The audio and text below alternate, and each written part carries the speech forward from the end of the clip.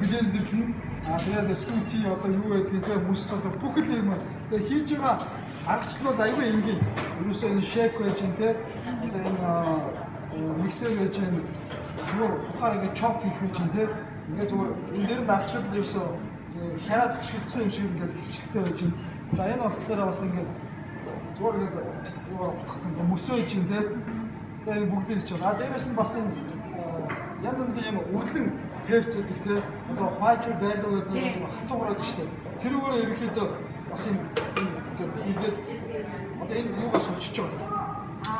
Ингээс өчөж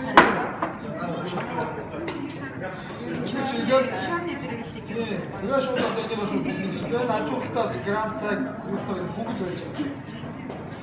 Энэ болохоор бас энэ миксер маань гэж саяны хийсэн одоо соусыг ихээр хийгээр бол энэ шууд хатгаад грамаар хийгээд утгачих.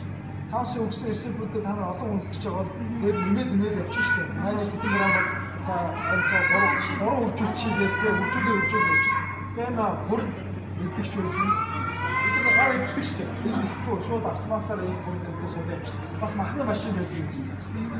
Бас энэ пармезан бисквит иддэг бас юу ингээд л суулж явчих. Тэгээд энд бас хурал зурагч одоо 2 талтай юм боолтой байж юм тийм. Бүхнээс солиод явсан юм. Хурлаа зурчин, кремээ зурчин тийм. Энэ бол эмгтээчүүд ажлын амар сайн хөнгөлөлт шүү.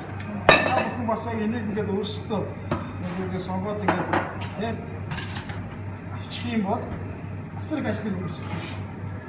Тэгэхээр маш их олон төрлийн юм. Энд дээр мохшурт хийчихдэг шүү дээ. Тийм.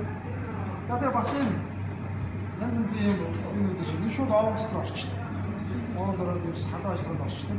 Өдөр нөө пай гэж өгдөг тийм.